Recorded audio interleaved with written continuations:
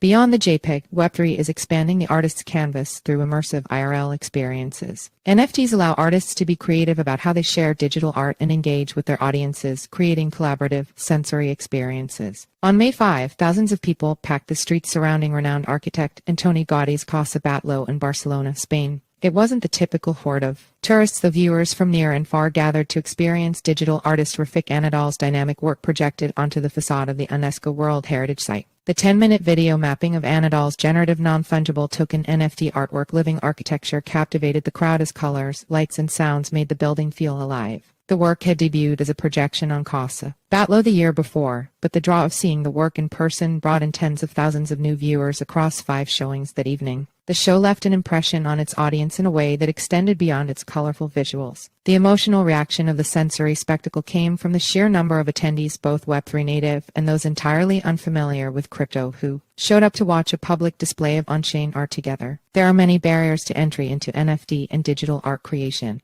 Just setting up a wallet and funding it with cryptocurrency is enough to turn away most newcomers before they even attempt to buy or sell an NFT artwork. Instead of trying to onboard the masses through complex technology, many in Web3 are refocusing the conversation to be about the art itself and are creating delightful experiences that welcome exploration. You need to show art that is absolutely, positively worthwhile when taking a passerby's attention. It is not about converting the museum goer, but rather the office commuter on a tight schedule. AC, head of generative art at the 6,529 NFT fund which owns the living architecture NFT, told CoinDesk. Digital and multimedia art have the ability to entrance a viewer where a canvas may be physically constrained, and that is how you bring people into NFTs. Manager of digital art sales at Christie's Sebastian Sanchez told CoinDesk that digital art calls for flexibility and invites artists to be creative about how they display their work and engage with their audience. Artists may have instructions on how they want to display their art, but you can put it on a projector, you can put it on the screen, you can print it, you can put it on your computer.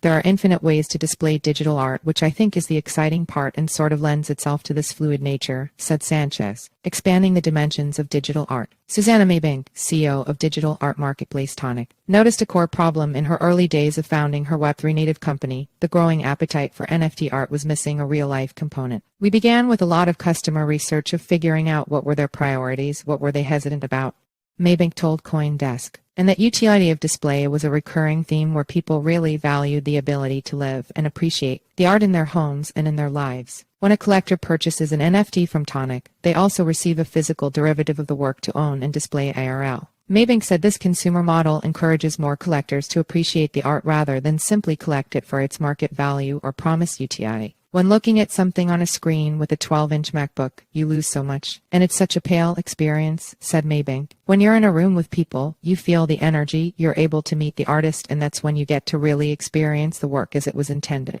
J. Douglas Cobbs, CEO and founder of digital art marketplace and residency program Wild, told CoinDesk that its mission is to expand opportunities for art collectors by creating experiences that transcend physical boundaries. Wild is building out its Wildverse, an art-oriented metaverse that aims to bring communities together in a digital space where they can discuss their work, view their counterparts' creations, and learn how to build on-chain art collections. Cobb said Wildverse also aims to help onboard new users, welcoming people with open arms as they explore new mediums for creating art. I really felt like if we could start to engage more senses, then you're able to connect with people in a very different way as an artist because you're trying to build an emotional connection and you're trying to convey a message, said Cobbs. My top priority is not how can I print this and put it on my wall, but rather how can I enable artists to connect with their collectors in ways that weren't possible before.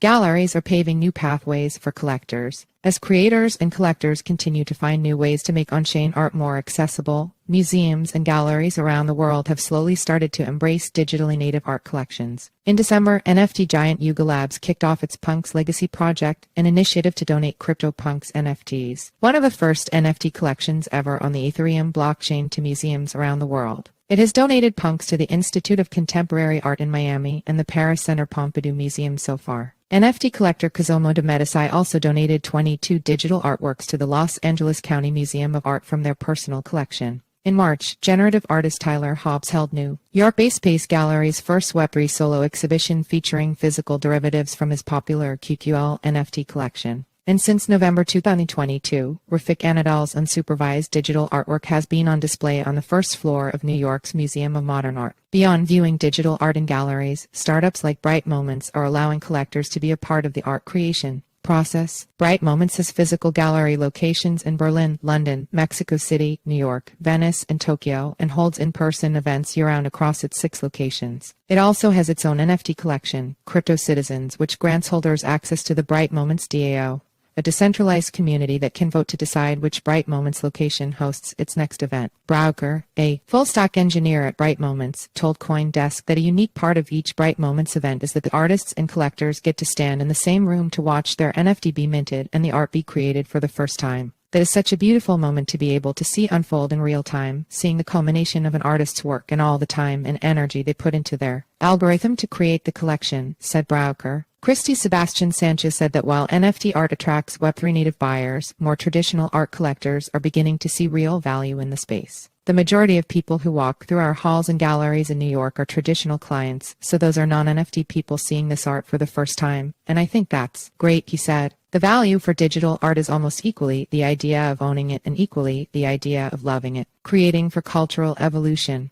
Andre Oshie, an NFT artist and animator that uses artificial intelligence (AI) in his practice, told CoinDesk that the definition of art is continuing to evolve through NFTs. I grew up seeing film, TV, and animation as art, so when I see NFTs and digital art becoming more popular to display, it feels like a natural progression, said Oshie. Our world is increasingly digital, so our art should be as well. August Weibo, a pseudonymous NFT artist who has participated in the Wild Residency program, told CoinDesk that art has historically reflected the cultural zeitgeist, which now demands NFT representation. When experiencing art, he believes the context is just as important as the content. Museums have a responsibility to tell these stories, said Weibo. Whether it's AI or the algorithms behind these new pieces that galleries are showcasing, they reflect our times, and it will be very interesting to observe in context with pieces from the past. And similar to expensive pieces of fine art that are hidden away from the public, Weibo noted the importance of pulling rare NFTs out from digital storage spaces, inviting everyone, not just the ultra-wealthy, to experience them. It's not only expensive NFTs that are kept behind closed doors. Very expensive physical art will probably never be seen by the public and only enjoyed by private collectors or institutes, said Weibo. There is a long way to go for both mediums to be considered equal, so it's important to push digital art in front of non-crypto natives to educate viewers.